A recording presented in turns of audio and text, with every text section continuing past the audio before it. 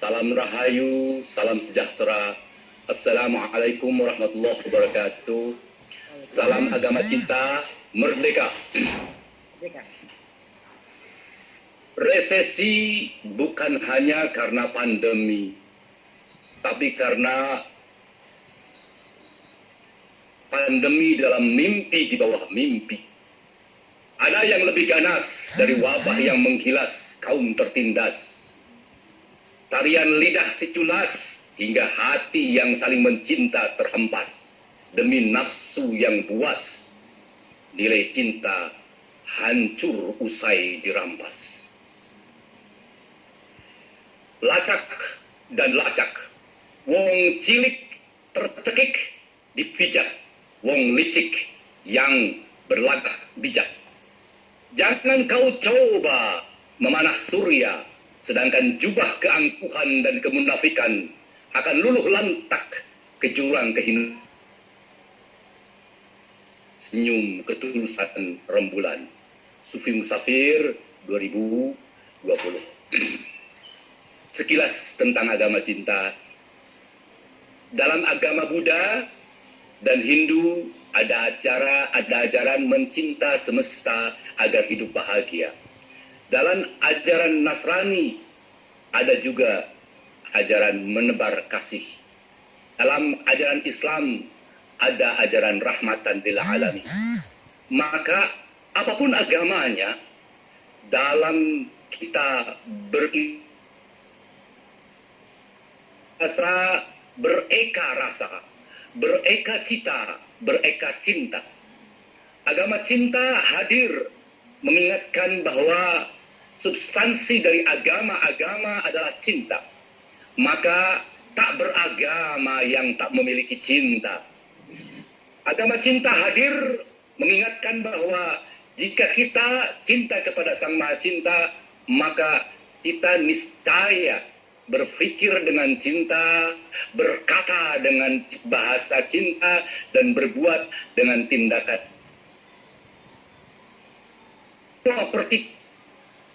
Ini pilkada termin pertama dalam satu season 5 tahunan yang dengan jumlah lebih dari separuh daerah ya. Nah, tidak seperti biasanya pilkada kali ini memang menyedot perhatian dan bahkan melahirkan banyak kontroversi terkait dengan pelaksanaan tahun 2020 ini yang masih dalam keadaan negara kita dilanda pandemi COVID-19. COVID-19 ini telah membuat pilkada sebetulnya sudah ditunda yang mestinya harus berlangsung tahun September 2020 berdasarkan Undang-Undang nomor 10 tahun 2016, kemudian melalui Perpu yang diterbitkan oleh Presiden dan sekarang menjadi undang-undang, ditetapkan ditunda sampai Desember 2020 ini. Dan penundaan sekarang sudah berlangsung kembali tahapan sekarang sudah tahap kampanye. Hari ini kalau tidak salah adalah hari pertama dilaksanakannya kampanye setelah penetapan nomor urut pasangan calon. Nah, Bapak Ibu sekalian, ada 3 isu saya kira yang ramai diperbincangkan di publik terkait dengan pilkada ini setidaknya. Pertama menyangkut pandemi COVID-19 dan pengaruhnya terhadap pelaksanaan pilkada. Yang kedua adalah bagaimana pilkada ini bisa berjalan lancar dengan kualitas yang memadai. Dan yang ketiga adalah tentu kepentingan kita untuk mencari pemimpin daerah yang kita harapkan. Terkait dengan pertama pandemi saat ini, Pak Jokowi juga sudah menghimbau bagaimana tadi sudah disampaikan oleh saudara kita, Pak Juri, dari KSP, memang ada beberapa prinsip. Yang pertama pasti menjalankan protokol kesehatan. Itu 3M tadi, dan itu bicara mengenai keselamatan dan kesehatan publik. Baik berkenaan dengan nanti teknik dari pemungutan suara. Kajian-kajian di NU, kita melihat bahwa pilkada yang tahun lalu sebelum pandemi itu memang banyak ketua KPPS baik yang meninggal dunia. Itu tidak ada wabah. Namun apabila saat ini ada wabah, bagaimana kita menyikapinya? Nah, hal ini penting oleh para protokol kesehatan, nanti juga tim medis agar bisa mengatur tentang teknisnya. Selanjutnya juga bagaimana teknis dalam hal pemungutan suara. Bawaslu juga mengambil andil di sana, ada peraturan yang tentang KPU juga nomor 10 dan nomor 6 tahun 2020 tentang penyelenggaraan nantinya. Ini dari tim advokasi LPBH PBNU, kami telah mempelajari bahwa ada juga hal tentang berkaitan penundaan. Namun penundaan tersebut juga harus ada beberapa poin-poin yang memang harus memenuhi syarat. Kembali lagi, kemarin tanggal 23 dan 24 telah ada penomoran dari beberapa pasangan. Oleh karena itu, pilkada saat ini dimungkinkan agar diselenggarakan dan juga tidak menutup kemungkinan untuk ditunda pelaksanaannya apabila di beberapa daerah yang masih terdapat zona katakanlah yaitu masalah corona. Nah, tetapi memang ada sebagian kan dari masyarakat kita ini yang punya kepentingan, yang minta ditunda, yang minta ditiadakan, dan macam-macam. Nah, memang di dalam aturan kami menyadari bahwa pilkada itu bisa saja ditunda, tetapi tidak mungkin dihilangkan. Bisa diundur bila memang itu mendesak. Nah, problemnya ialah yang kami lihat dalam pilkada yang 2020 ini, sebagian orang itu membawa pilkada ini dalam ranah agama dan kemudian menolak atau memiliki atensi-atensi yang lain. Nah, apa yang kami bisa sampaikan ialah bahwa penolakan pilkada itu selayaknya tidak dicampurkan dengan ranah agama. Ini penting, ya. Lalu agama dalam hal ini kami sebagai umat Kristiani itu dengan sikap kritis mengevaluasi proses politik ini, proses pilkada ini, dengan sikap seperti di dalam webinar ini, yaitu sikap kasih dan sikap kritis untuk melihat bahwa pilkada ini itu bukan masalah menang lawan salah. Seluruh pemerintah, seluruh KPU dan juga kepada seluruh masyarakat untuk benar-benar ini dilakukan.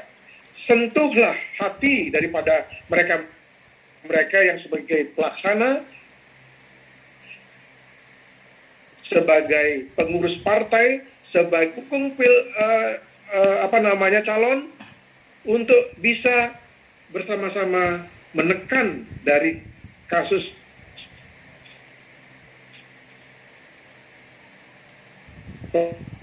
COVID-19 ini. Karena pentingnya peran tokoh masyarakat di dalam pilkada ini. Kami di semua provinsi melakukan upaya pendekatan pada partai-partai agar segera melakukan upaya-upaya memperlambat, kemudian mempercepat, baik itu yang berkaitan dengan protokol kesehatan. Satu hal, yang pertama adalah bagaimana begitu pentingnya tokoh agama dalam dilema ini dengan pola-pola yang sifatnya bagaimana merangkul, memberikan keteladanan, terutama ini yang paling penting. Kita hanya bisa sering bicara, sering membuka masker, bicara banyak, jarang menutup masker, bicara sedikit, daripada memberikan keteladanan yang kita lakukan. Akhirnya apa yang terjadi? Banyak sekali pejabat, tokoh-tokoh yang memang terkena COVID-19, dan itu memberikan gambaran bahwa ketidakdisiplinan kita. Yang kedua adalah bagaimana kita bersama-sama memunculkan kemurnian terhadap nilai-nilai kemanusiaan. Sentuhlah hatinya. Ketika kita bisa bicara tentang kesabaran, lembut, jangan disentuh egonya. Kalau disentuh egonya, kemarahan akan muncul, ketidakpercayaan akan muncul. Oleh karena itu, kita semuanya harus melakukan upaya persuasif, melakukan pendekatan, membuka jiwa, membuka pikiran, kemudian menyentuh hatinya. Agar egonya semakin turun, kita melakukan upaya ini, terutama pilkada yang akan kita lakukan ini, bisa berjalan dengan.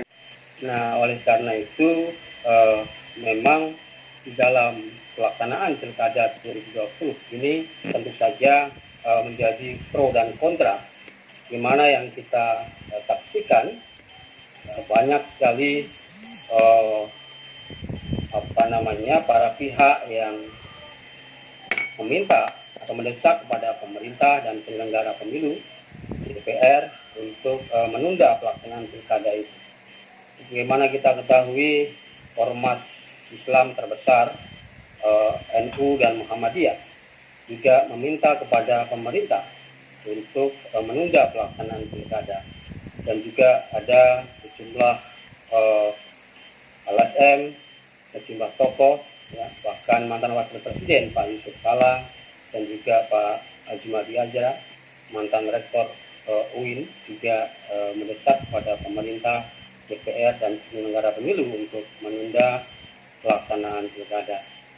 Nah, tentu saja himbauan atau saran-saran dari ormas Islam terbesar seperti NU dan Muhammadiyah dan juga sejumlah tokoh itu harus kita apresiasi, karena saya yakin semuanya karena dilatar belakangi oleh niat yang baik, ya, yaitu mengutamakan keselamatan umat manusia, mengutamakan kesehatan masyarakat.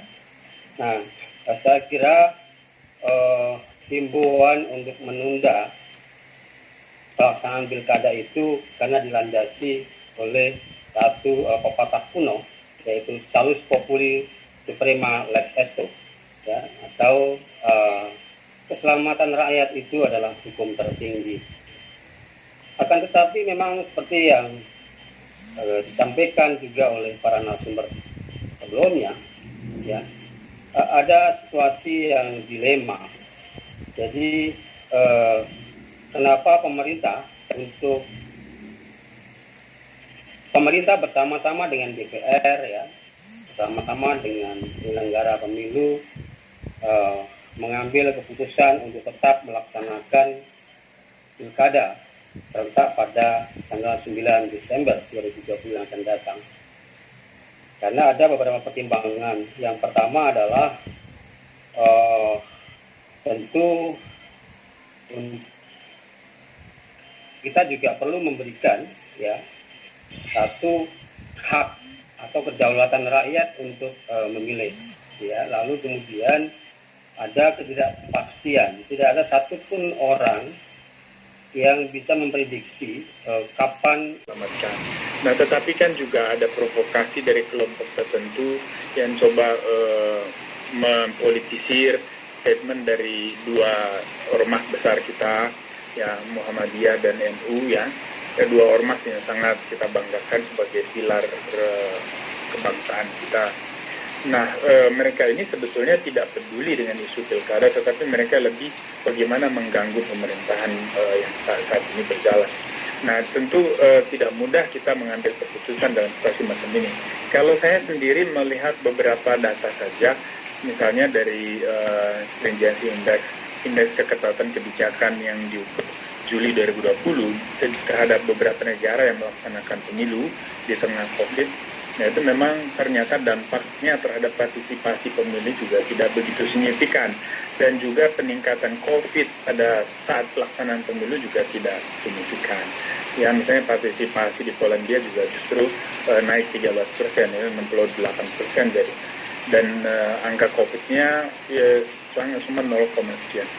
Nah, artinya bahwa ini bisa tidak berlaku untuk kita. Artinya bisa saja ada penambahan korban COVID kalau pilkada berlangsung, tapi kan itu semua spekulasi. Dan berdasarkan data yang kita lihat di negara-negara lain, ternyata mereka sukses menjaga protokol kesehatan dan pelaksanaan pemilunya juga berlangsung dengan demokratis. Nah, saya kira ini yang harus kita teladani. Prosedur harus dipatuhi, dan yang paling penting sekali adalah bagaimana menjaga diskursus di ruang publik, wacana soal ini di ruang publik harus benar-benar dengan motivasi yang baik dan juga tujuan yang baik. Jadi jangan kita biarkan ada kelompok provokator yang coba mengadu domba masyarakat dengan membuat narasi dikotomi bahwa ini antara kesehatan dan demokrasi mana lebih penting. Saya kira demokrasi itu termasuk bicara soal kesehatan masyarakat. Kita tidak bisa memisahkan itu. Pemilu itu hanya satu aktivitas di dalam praktek demokrasi. Tetapi hakikat demokrasi adalah kemaslahatan umat. Nah, di sanalah kita bicara kesehatan, kita bicara ekonomi, kita bicara sosial, kita bicara budaya dan sebagainya. Nah, maka memang butuh kebijaksanaan di satu sisi dari masyarakat untuk melihat ini sebagai keadaan yang harus sama-sama kita pikul. Jadi jangan hanya menyalahkan pemerintah. Dan yang kedua, ya pemerintah juga harus bersama aparat pemilu ini benar-benar mempersiapkan pilkada ini supaya seluruh prosedur ditaati dan menekan kemungkinan peningkatan jumlah COVID. Saya kira itu yang boleh. Layanan Zoom, karena ini menjadi yang punya Zoom ini menjadi kaya sekali sekarang. Nah, secara menyeluruh, menurut berbagai sumber, industri kita itu merosot dari 40 sampai 60%. Bahkan kita mungkin akan memasuki masa resesi pada bulan ini. Akibatnya terjadi ledakan pengangguran dan meningkatnya kemiskinan. Nah, kalau kita tadi bicara mengenai konstituen, masyarakat inilah yang sebenarnya kita bahas. Dan menurut catatan sebelum COVID, ada sekitar 7 juta penganggur dan 25 juta penduduk miskin. Dengan COVID, sekarang ada lagi 8 juta yang kena PHK, sehingga menambah jumlah kemiskinan di Indonesia. Nah, Bapak-Bapak Ibu sekalian, kita tidak bisa berilusi, tadi sudah dibicarakan oleh beberapa narasumber, bahwa pandemi ini akan berakhir dalam waktu dekat ini. Lalu kemudian menganjurkan, marilah kita berdiam dulu demi kesehatan. Kita tidak tahu juga kapan COVID ini jadi dijinakan. Mungkin menurut saya, kita bahkan akan hidup bersama COVID ini untuk waktu yang lama. Selama ini kita juga berdampingan dengan berbagai macam yang lain. Malaria, tipes, demam berdarah, muntaber, dan sebagainya. Jadi, muntaber saja, dari catatan beberapa tahun lalu, setahun itu ada 2 juta anak Indonesia meninggal karena diare. Tahun ini ada 300 lebih orang meninggal juga karena demam berdarah. Ya. Jadi kita tidak bisa lupakan itu, di samping kita banyak bicara COVID setiap hari. Memang saat ini karena COVID, daya penularannya yang sangat dahsyat. Banyak sekali orang terjangkit di dunia, jutaan, dan juga ribuan meninggal di Indonesia. Saya tidak bermaksud mengecilkan musibah yang kalau tidak ditangani dengan baik akan meledak, memakan korban yang besar. Tapi perlu diingat juga bahwa puluhan juta keluarga kita yang saat ini mengalami musibah, kehilangan mata pencarian, dan menjadi orang miskin baru. Itu yang perlu kita perhatikan. Juga ada catatan lagi yang mengatakan bahwa masa COVID ini, kekerasan dalam rumah tangga juga meningkat, dan ratusan ribu anak tidak bisa bersekolah selama berbulan-bulan, dan kita tidak tahu akan berapa bulan lagi anak-anak ini tidak sekolah.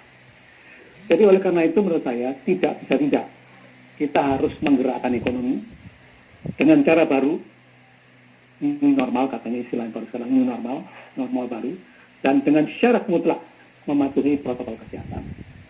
Sebetulnya resepnya sederhana.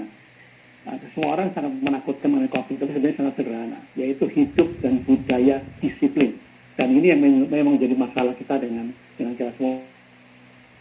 Kepada pemerintah, ya, mungkin saya akan sedikit usul, ya, ini pada saat nanti pilkada nanti, ya benar-benar protokol kesehatan harus diperhatikan, dan kalau bisa ditambah lagi dengan sekalian rapid test, gitu, melihat, ya, rapid test, ya, Jadi sekalian, karena selama ini saya lihat pengetesan massal ini masih kurang sekali ya, sepertinya belum menjadi prioritas gitu. Baru kalau ada kasus di daerah tertentu barulah dilaksanakan. Seharusnya ini harus dari awal kita mencegah, dan pada saat pilkada nanti justru ini kesempatan pemerintah untuk melihat kondisi masyarakat.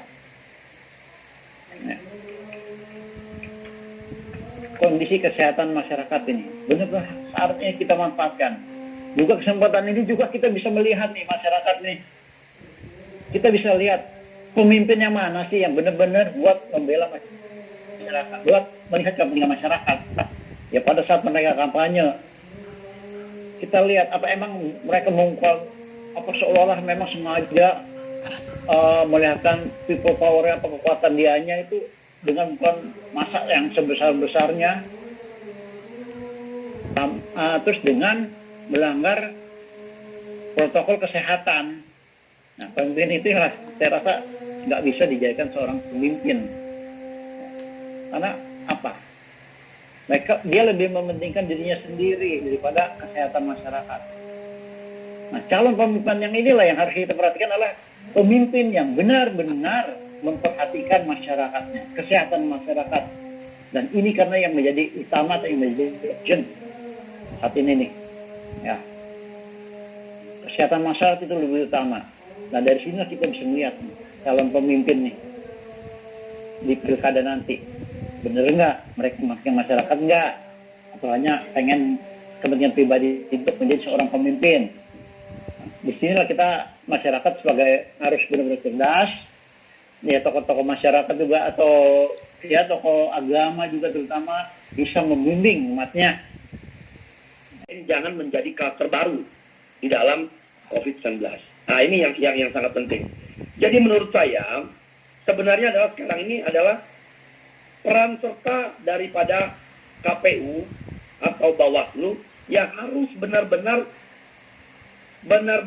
menjaga prosedur seperti yang harus dijaga dengan baik atau dengan sanksi-sanksi yang sangat kuat. Kita beberapa minggu yang lalu kita juga sudah melihat bagaimana pihak KPU dan pihak polisi saling menyalahkan. Artinya begini, waktu dalam pendaftaran pasangan calon ke KPU, pasangan calon membawa konstituennya yang cukup banyak.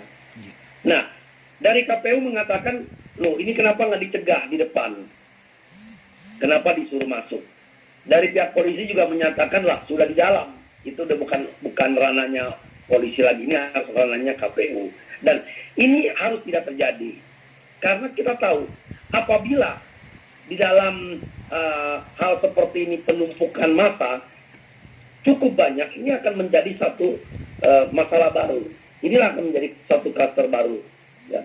Jadi menurut saya pilkada ini memang sudah tidak mungkin terelakkan lagi, artinya harus dilaksanakan ya, karena berbagai macam pertimbangan-pertimbangan dari pemerintah sudah dikaji sedemikian rupa sehingga tidak bisa diundur lagi ya. Padahal kita juga tahu kemarin harusnya September ini sudah dilaksanakan pilkada ya, karena ada pandemi COVID ini maka ditunda di bulan Desember, dan saya rasa ini tidak mungkin lagi ditunda lagi. Nah, sekarang artinya bagaimana sekarang mencegah penularan atau klaster baru. Nah, ini yang terpenting. Kalau menurut saya saat ini kampanye sudah dilakukan. Kampanye yang saat ini sudah dilakukan banyak melibatkan masyarakat yang jumlahnya cukup banyak. Ini yang berbahaya. Dan ini lagi harus KPU Bawaslu memberikan satu sanksi atau peraturan atau aturan yang sangat kuat sekali. Kalau tidak, ini sangat berbahaya.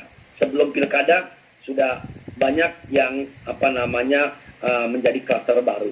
Itu bangkit kembali karena kami merasa punya teman, punya kelompok, punya para tokoh-tokoh yang mana memiliki hati yang sama dengan kami di dalam membangun bangsa ini dengan nilai-nilai cinta kasih.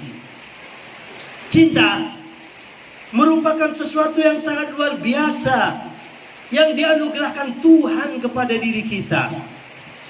Hanya karena dengan cintalah kita berani berkorban, kita bekerja ke sana kemari karena cinta dan kasih kita untuk istri, untuk anak, untuk keluarga. Maka semuanya itu berani kita berikan, kita korbankan untuk anak dan istri kita. Semuanya itu karena cinta.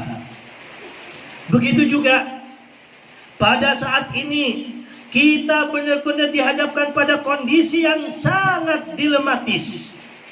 Sekali lagi, kondisi yang sangat dilematis, di mana agenda negara yaitu pelaksanaan pilkada serentak yang sudah dianggarkan, yang sudah diundur, dan diundur ini mengalami masalah lagi, yaitu naiknya pandemi atau kurva pandemi COVID-19 ini. Pro kontra timbul di sana sini, ya, sehingga apa yang menjadi pro kontra ini baik dari kelompok pemerintahan Presiden Jokowi atau para relawan, apalagi dari kelompok sebelah. Apa yang ada pada kelompok-kelompoknya Pak Jokowi ini digoreng oleh mereka untuk menciptakan suasana keruh dan kegaduhan. Alhamdulillah, meskipun di dalam dilema, kami berterima kasih kepada pemerintahan Presiden Jokowi yang segera memutuskan, ya, sekali lagi, yang segera memutuskan tentang pelaksanaan pilkada ini untuk tanggal 9 Desember ditetapkan untuk tidak ditunda lagi. Sebab apabila penetapan ini diulur dan terus diulur, akan menjadikan suatu bentuk gorengan kericuan di media sosial yang akhirnya berujung bukan hanya di media sosial, justru ke akar rumput. Kita sebagai komunitas agama cinta, yang mana cinta kita jadikan tolak ukur di dalam kita berkehidupan, berbangsa, bernegara, dan bermasyarakat. Apa yang menjadi ketidakenaan, ketidakpuasan, kegalauan, kedilimaan kita